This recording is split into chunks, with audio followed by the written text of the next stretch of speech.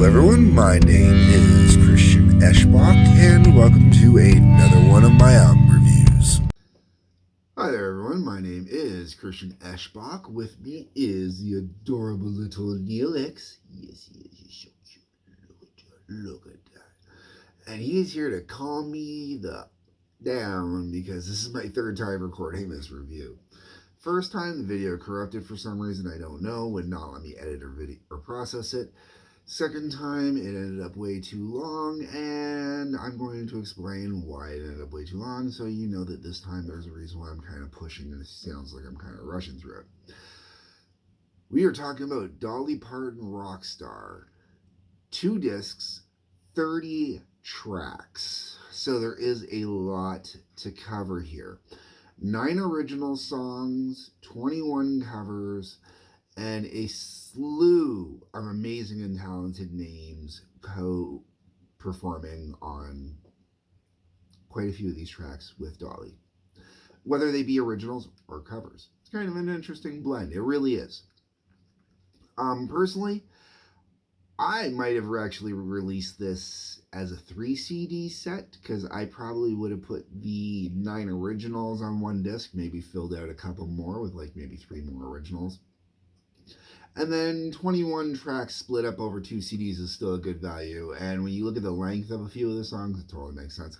All right, let's get into it. Okay, so first off, the title track, Rockstar. Richie Sambora on guitar on this one. That is Richie Sambora of John Bon Jovi fame. Someone who does not get enough credit as a lead guitarist. Great to hear him on this one. He really rips it up. Sounds good. Wonderful mix of rock and country on this. I want to say rockabilly. It really does kind of have that vibe to it, but not quite. More, we'll say modern country. We'll say. I think that's. And when I say modern country, I'm talking more like, late 90s modern country. Okay, moving on. Next up, World on Fire. This is a song that's running on the classic boom boom stomp approach. And I don't mean the boom boom stomp like, we think of We Will Rock You, where it's like, the boom boom clap. It's just that, the 1, 2, 3 kind of go on it. I really dig World on Fire. I think it's a really good song. I like the lyrical content of it. That's the nice part about a boom boom stomp kind of song is, you get to really hear the lyrics and listen and pay attention that way. It's kind of where it goes. The downside is that boom boom stomps become really kind of commonplace again. And there are certain parts of this one that do remind me a little bit of the Pretty Reckless, can't think of the name of the song right now off the top of my head, sorry, but Pretty Reckless has one that's pretty similar. Okay, now we hit the first cover. This is Every Breath You Take from the Police with Sting co-performing on this one. It's Every Breath You Take, except for it's got Dolly Parton on it. The music's a little bit different, it's been altered up a little bit. It's really nice. I actually really enjoy it. Sting and Dolly work really nice singing together. After that, we're into another more... Every Breath You Take, I do find funny because, it's the classic stalker song. So I do find it funny. And to go from the classic stalker song to Open Arms, sorry.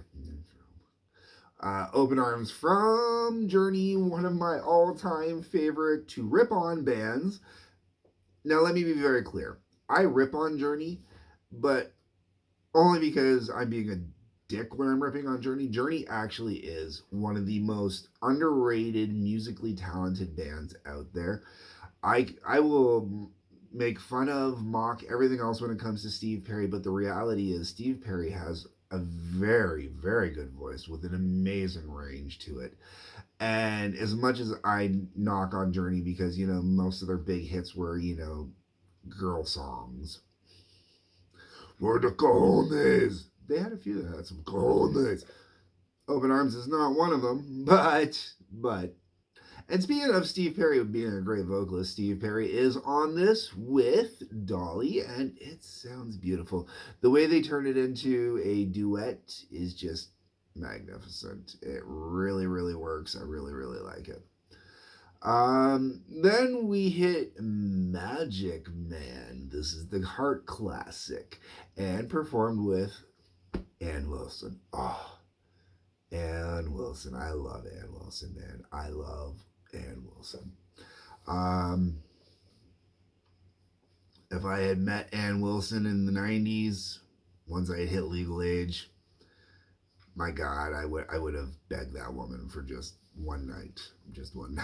I love, and I don't care what the situation is, man. Just one night, man. She doesn't even have, it wouldn't even have to be dirty. I could just one night of her just sitting there singing to me, man. Just to be that. That's fine. Love Ann Wilson. Okay. um, Magic Man, great song, wonderful song. Totally makes sense that Dolly would do a song, would do Magic Man, and having Anne on there.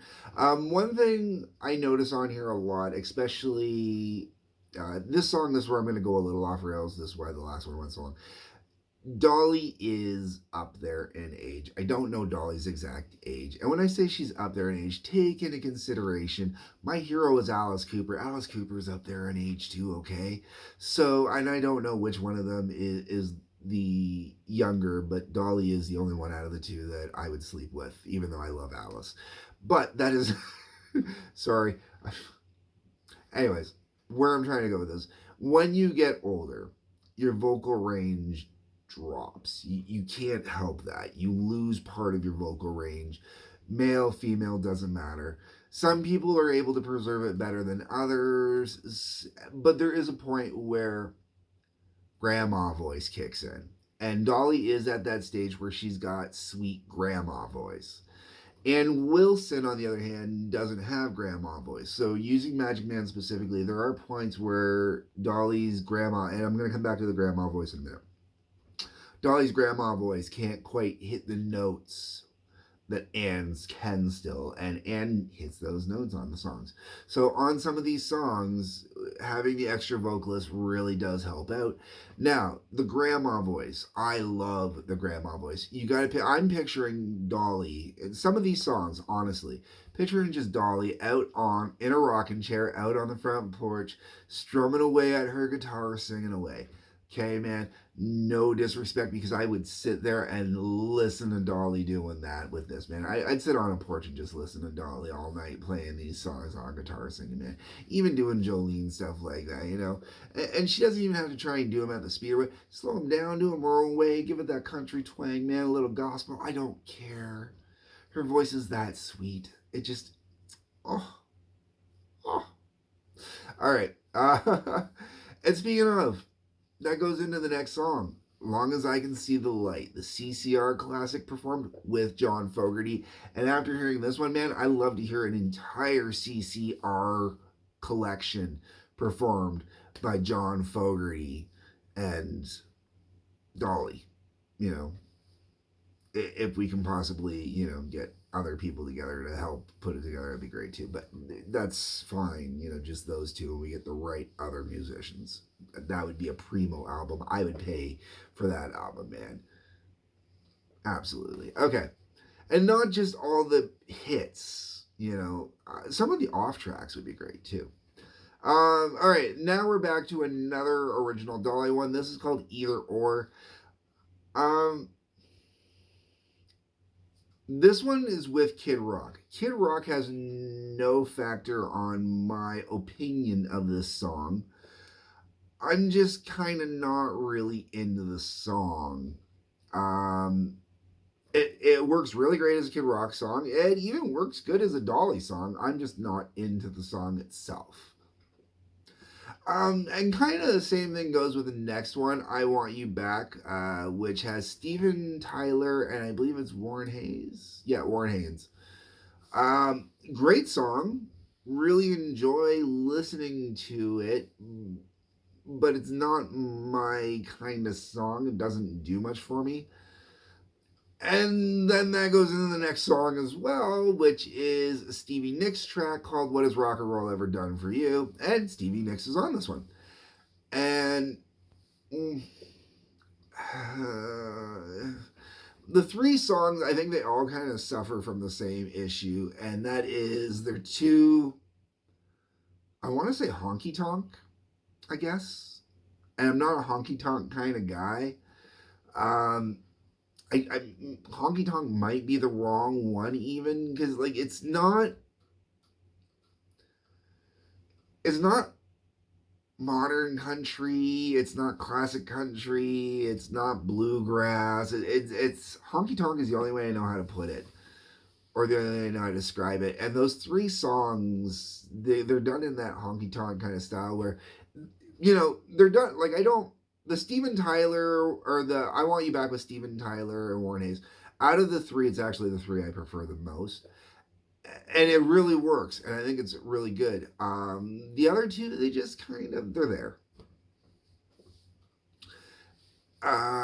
Purple Rain, the Prince classic. I was impressed to see that Dolly did this, and this is the first song on this album to clock in at some real time. Now, let's be clear.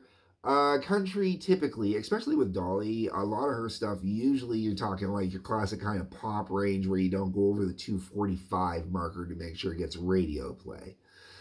Are there songs that go over there? Absolutely. But typically for a country song to go over the 4 minute marker gets a little rarer. When you hit the 5 minute marker, it's even rarer. And that's usually when you start getting more into, like, we'll say the outlaw country and stuff like that, or the guys that were really into the instrumentation while still playing country, the guys that knew how to jam and really get into it. Purple Rain is clocking in at 7,489, and that means it is being faithful to the original, man. I mean, really faithful. I truly would love to have heard Prince's thoughts on Dolly's cover. And honestly, if Prince was still alive, I'd like to believe that he would have come and laid down the guitar on this one and maybe some vocals with Dolly, and he would have been totally into it. I would hope so. I mean, Dolly is Dolly after all. Okay. Next up. Now, Purple Rain, I should also mention, I have the utmost respect for Prince. I just don't always enjoy all of his music. And Purple Rain is one of those songs, I don't mind it, but I think he's got other ones that I enjoy much better. Even out of his big hits, there's other songs I still prefer more than Purple Rain. But Purple Rain starts off this great run of killer tunes. Because you got Purple Rain, and then that goes into Baby I Want Your Way, the legendary Peter Frampton song with Peter Frampton. This just gave this song a whole new rebirth. This song should be everywhere right now. Getting played everywhere. This rebirth, this regenesis of Baby I Want Your Way. Or Baby I Love Your Way.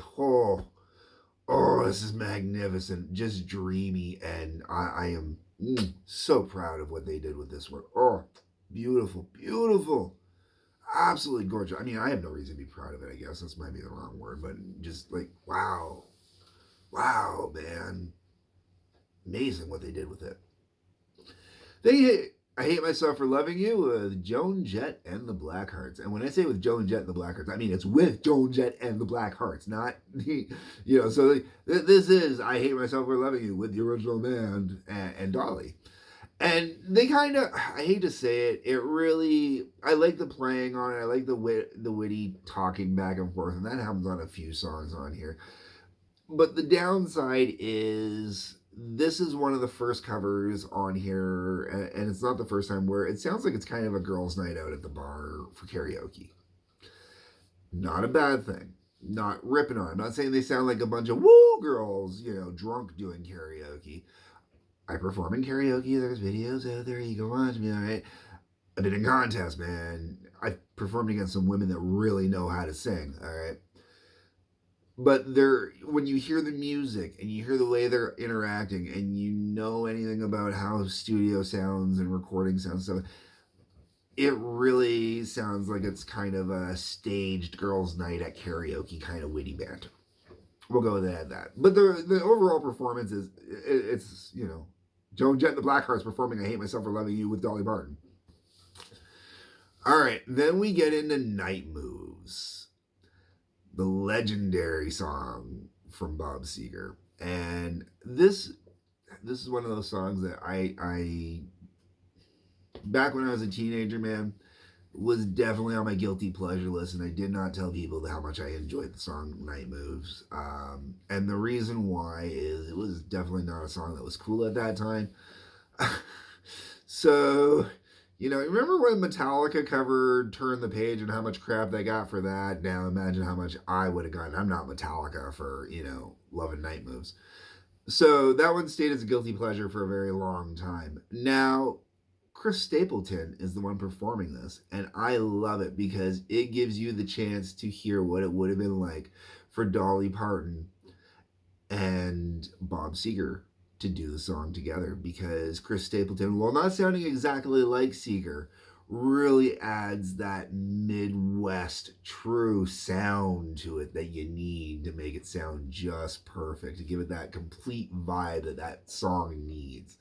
And Dolly on it, making it into a duet. Oh, it's beautiful. And I'm going to be honest, man.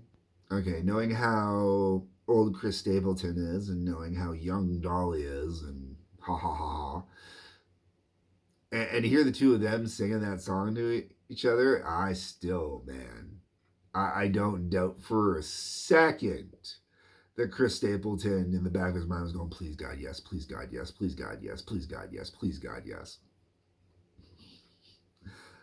Sorry, I would. I mean, if I were a single man, happily married, dedicated to my significant other, but if I were a single man, oh yeah, working on the night move, yeah. All right. Um, Wrecking Ball. Oh, okay. The Miley Ray Cyrus song Wrecking Ball, as done by Dolly Parton. And it is definitely not the same as the Miley Ray Cyrus Wrecking Ball, okay? It's definitely been redone and re-planned out and arranged and whatnot for this particular rendition. Really like this version, actually. It's really good. And Miley herself is on there. And I like Miley. People can talk shit all they want about Miley. I like Miley. I don't own any of her stuff. I don't like her songs. Most of her songs, I don't. They're pop, and they're pop garbage. But Miley really does have a cool voice that I really dig. I often refer to Miley as being the modern day Stevie Nicks with the way her voice sounds. And I wish Miley the best. I just really wish Miley would go and stick on the countryside and get away from the pop side. That I know that's what made her famous, but I really dig her as a country vocalist and when she's doing country stuff and that. So, I mean, my thoughts, my views, my opinions. And then we finish off with the legendary Rolling Stones' Satisfaction. I can't get no. Now, remember that thing I said about Girls' Night Karaoke? Okay, so we're going to add Pink and Brandy Carlisle into the mix with Dolly Parton on this one. Sorry, guys, give me a second here. Pandora wants to come and say hi. Hi, everybody. Start with me. Let's get Pandora. Okay. So, great. Love this. It sounds fantastic. It's great to hear Brandy Carlisle singing again. I mean, I'm sure she's been out there performing during the last, 30, 40 years, but I haven't heard as much, outside of like maybe the early 90s, and that was kind of it. So it's really kind of cool to see that she's back. And Pink is a fantastic performer. Pink has a great voice. Pink is, I mean, I have no qualms with Pink whatsoever. Another person who, a lot of her original stuff I'm not overly into, but she didn't write a lot of her original stuff, which I'll get to because the writer of some of her original stuff is on here. But, lots of props to Pink. Pink is a great vocalist. I've heard her do Zeppelin and does it great. I've heard her do a bunch of stuff and just fantastic. Totally dig on her. But once again, this kind of sounds like it's a karaoke rendition, which is kind of sad. I really would have liked it to sound more live, more actual, like on the stage, interactive, less in the studio, kind of trying to make it sound all clean and pretty and polished. Okay, Keep On Loving You, featuring Kevin Cronin, I'm not sure how that's pronounced, sorry. REO Speedwagon, if I remember correctly. If I'm wrong, correct me if it's not REO Speedwagon, but I'm pretty sure that's who it is. It's one of those songs. I am not a fan of the song, so I've never needed to know who the hell did it originally. And REO Speedwagon is one of those bands that I have never been a fan of, unfortunately. They don't do much for me because it's always songs like this I heard from them. However, vocals on here are top notch, sound great. Dolly sounds good on it. It's a really good cover. Oh, this is also Keep on Loving You is the first track on disc 2, in case I didn't mention that. Now, you heard me go on about Ann Wilson. Now, Ann Wilson is by far, you got Tina Turner and Ann Wilson are like my rock goddesses, okay? Liz Hale is my modern rock goddess, but I start with the original rock goddesses. And when I say rock goddesses, as much as I will say stuff about, being naughty and being a dirty little boy and stuff like that, the reality is, man, it's their personalities, it's their voices. It's like, oh my God, like Liz Hale, I've seen her live and I got to see her from where I was above and kind of behind. And I will say Liz Hale has got a great ass and a tight pair of pants. But I want to hear that woman sing, man. I could go blind and still love that woman with her voice, okay? Tina Turner, same thing. Tina Turner, man, who love watching that woman move on stage. Who fantastic. But I could go blind and still love that woman, okay? Just with the way she sings. The reason why I bring all this up is that applies to the next person. But the next person is also one of the cutest women in rock and roll. One of the most adorable, loving. But this woman, the reason why I bring up looks in this particular case and how pretty and adorable I think this woman is this woman also has a heart of gold. Left the music industry when her husband got sick, came back years later when it was time to come back, and she could dedicate the time and when. And I am talking about the one and only Debbie Harry of Blondie. Debbie Harry and Dolly Parton doing Heart of Glass. Oh my God. Oh. And Debbie Harry, I have loved Blondie, and not because Debbie Harry is attractive. I love her voice. That sweet cooing high voice. There's just something about it I've always thought was absolutely adorable and sweet and cute, and just everything angelic that I picture about Debbie Harry is in that voice. And to hear her and Dolly Parton, who I view just as, on the soul level, as a human being, I view just as angelically, okay? When the day comes, if there is not a giant glowing halo and a big set of wings for Dolly, something's wrong, okay? Something's really wrong. And something's really wrong, And I kind of feel that way about I do feel that way about Debbie Harry as well. Anyone who is willing to, and there's a lot of guys that have done this too, so it's not just a woman thing, but anybody who is willing to completely walk away from their career for their sick spouse and just, do it. Love. Okay, moving on. Okay. Next up, we got Don't Let the Sun Go Down on Me featuring the original one and only Elton John. First off, any song co-written with Bernie Taupin, in my opinion, is a guaranteed brilliant, beautiful song. Elton is the man, okay? And the nice part about Elton not being on here is Elton is one of many LGBT performers on here. Well, LGB anyways. I don't think anybody on here falls under the T categories.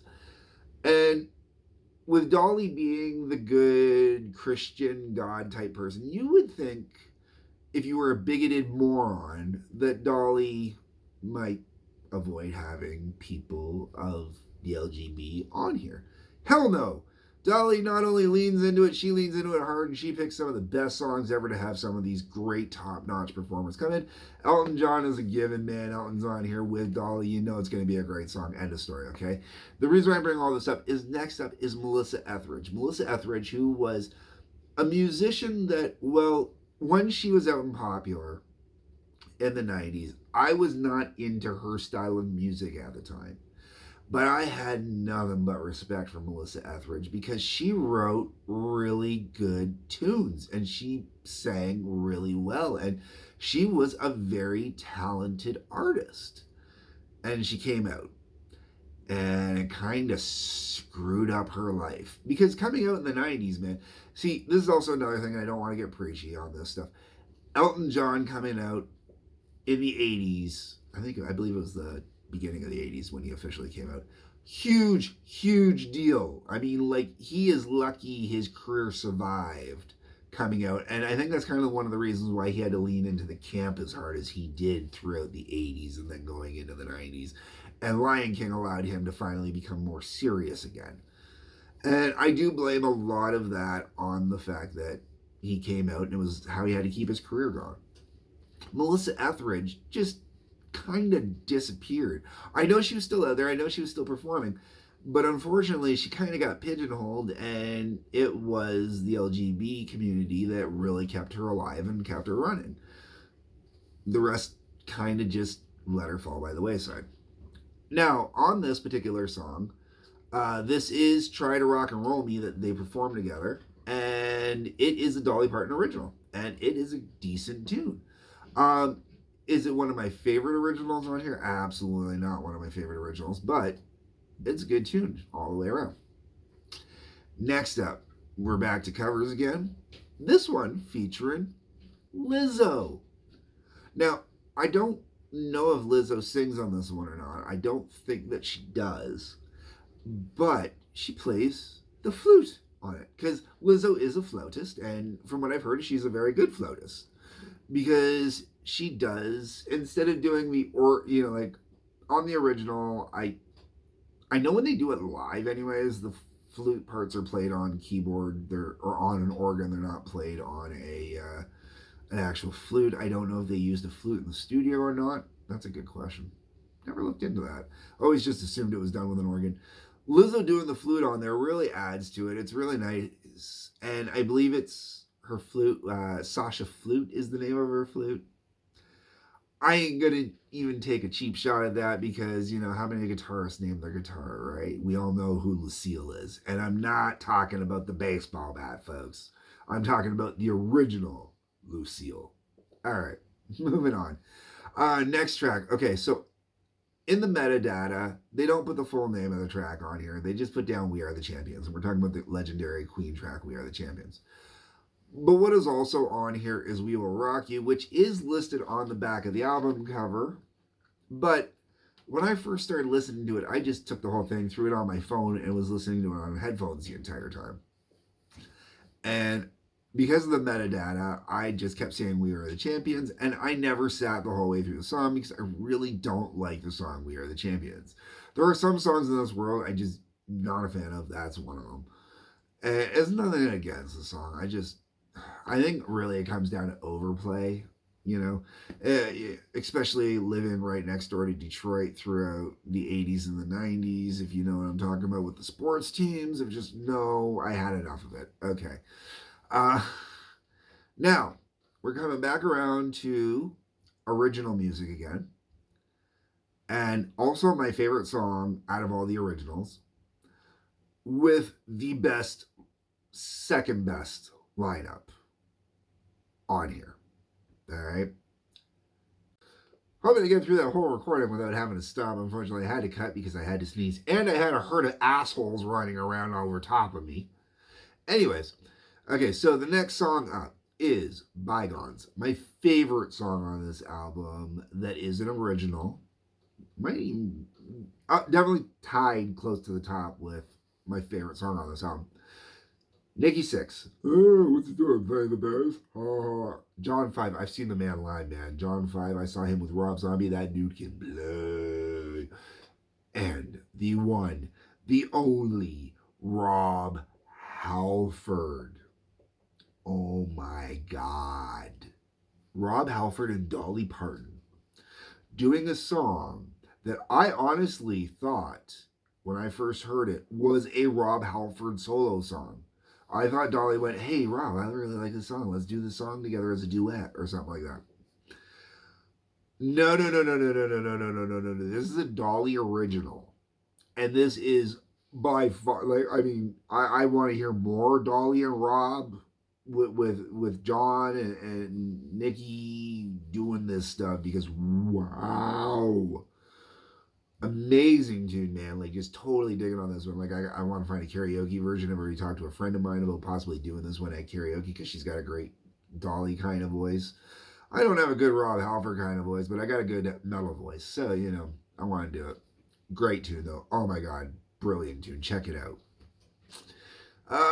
My Blue Tears follows that up with Simon Le Bon of Duran Duran. I do own a Duran Duran's Greatest Hits. I'm not really a Duran Duran fan. I discovered that by buying a Duran Duran Greatest Hits. This is actually a Dolly Parton original, and after Bygones, it just falls flat for me. And I'm gonna say it's probably Bygones that did it. Remember that whole thing with the LGB I was talking about earlier too, when in that diatribe, Rob Halford, someone else who, when they came out, theoretically could have destroyed their career. Luckily, it did not. Oh, and moving on to, we've got Linda Perry guesting on the legendary song What's Up by Four Non Blondes, written by Linda Perry. And for those of you that do not know, Linda Perry also wrote one or two of Pink's big hits. Love Linda Perry, but my daughter does this song better. One day my daughter might let me actually record her doing this so I can prove to the world that she does this song the best. But that's not the point. Good cover, really enjoy it. Get into it, having a good time with it. Works out perfect. Next up, the classic You're No Good, You're No Good, You're No Good, Baby, You're No Good. This one featuring Emmylou Harris and Sheryl Crow. Aww. Girls Night at Karaoke, but this one sounds like Girls Night at Karaoke and they're actually doing the karaoke. I actually really dig this one. It's got a great vibe to it. Once again, though, I think I'd rather hear it like kind of live performed on stage, where it feels more more generic. Yeah, like it coming together more properly. It doesn't feel studio polished and all that other crap. Then after that, we're into Heartbreaker. Now, we all know it as Pat Benatar's Heartbreaker, but I want to point out that Pat Benatar, this is done with Pat Benatar and Neil Giraldo, and the reason why I point that out is Pat Benatar makes sure that her husband, Neil Giraldo, who has been her guitarist this entire time, gets the recognition he deserves now, because he never got it all those years. They insisted on just pushing it under her name, which, I mean, after things like Captain and Tennille, probably a better idea than, doing Benatar and Giraldo or something like that. But killer tune. And to hear the two major original contributing artists back doing it with Dolly just makes it that much better. After that, we're into Bittersweet. This is another Dolly original. This is with Michael McDonald. I'm sorry, I know I checked it when I did the original review. That was like over a month ago when I originally tried this review. I have since moved on from there, and I don't remember who Michael McDonald is. Bittersweet, it's okay too. Then you got I Dreamed of Elvis, is another original. This one's a fun one. This was a fun one with Ronnie McDowell and the Jordanaires. It's basically, it's literally that. It's Dolly dreaming of doing a song with Elvis. They go into I Will Always Love You briefly in there as a great little joke and whatnot. It's a fun song. Then we get to Let It Be. Now, remember how I changed my opinion on the whole, I started off saying that the best lineup on here was Bygones with Rob Halford, Nikki Sixx, and John Five. I changed my mind on that and said, okay, second best. That's because the best one on here is on Let It Be, because And I think Rob Halford, maybe Nikki Sixx, and John Five most likely would agree with this. You got Paul McCartney, Ringo Starr, and Peter Frampton doing Let It Be with Dolly Parton. And that says everything you need to know right there about how good this rendition is. And then the album finishes off with what is going to be Dolly's greatest mistake, greatest triumph, and the whole way around the most cliche classic way you could ever finish off a 2-disc set of rock songs being done by a country artist. Freebird! Freebird! Freebird! At every Dolly concert from here on out through eternity. Because it's the last song on the album. And she didn't shortchange it, folks. It clocks in at 10 minutes and 44 seconds. Performed with Ronnie Van Zant, with Gary Rosington, Artemis Pyle, and the Artemis Pyle Band. Also known as Leonard Skinner! Skinner! Okay, yes, and you can hear it. You can hear it. You can hear it. You can hear it's Dolly performing it with Skinner. There is no question that it is Dolly and Skinner, okay? No question whatsoever. Oh my God. And then my only complaint, all right, so my only complaint the whole way through, I have one solid complaint the whole way through. Dolly, I love you dearly, but you don't need to sing over the instrumental breaks, okay? Let the instruments be instruments. Let them have their break. Same thing I get mad about with Ozzy when you go see Ozzy live, or if you listen to an Ozzy live album, you know, solo rips in, and there's Ozzy up front still acting the fool. You know, well, Dolly is not acting the fool. Dolly's singing. But I don't need to hear "Free Bird Fly," you know, multiple times where it's not needed in the song. Let the solo. All right, folks. That's it. That is my only complaint the whole way through. Buy it. Just go out and buy it, man. That's it. I'm over. I'm done. I'm not saying anything else. Just go out and buy it, okay? I'm going to get back to doing more reviews again. Check out the TWA. There is a link below to take you to the TWA. As you will see, I am pumping out more material again now that I have time again, as long as my computer behaves and cooperates with me. I've been having a lot of issues with that. I'll be getting into that as a whole separate thing.